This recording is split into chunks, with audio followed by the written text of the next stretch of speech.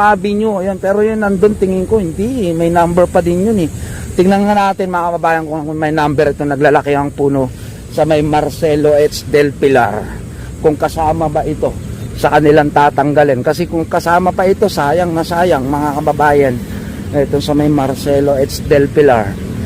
Ito mga kababayan ko, lalaki. Oh, so sad. Pero kasama talaga. Oh my God, 99, 100, 101,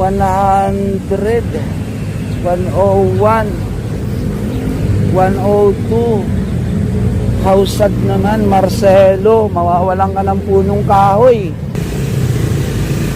Linaw na, dalawa na lang yung natitira doon. Sana matsambahan natin yung mga nagpuputol, no? 1, 2, 3, 4, 5. Saan kaya nila dinadala yung pinagputulan na puno?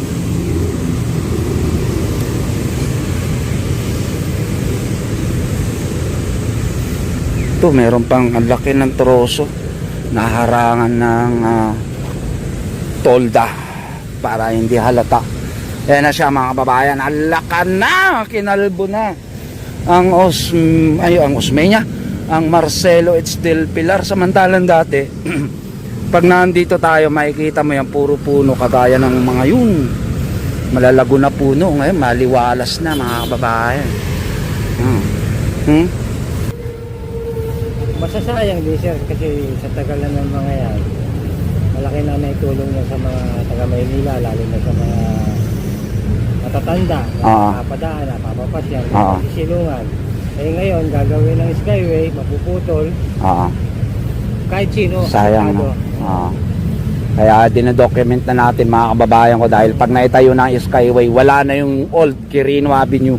Ito na yung mapapanood nyo sa ating mga video, itong mga kahoy-kahoy na to, di ba Mare? Ito na sa gitna siya. Pero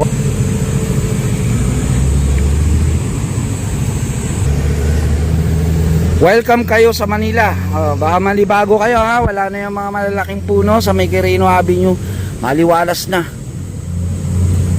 Kanilang uubusin yan. Sabi ko nga sa inyo, tandaan yan ha. Dahil uubusin talaga nila yan. Tawid na tayo dito sa kabila mga kababayan. Going to Ross Boulevard. Yan na po, Ross Boulevard. Oh lala, sayang talaga. Ganon talaga.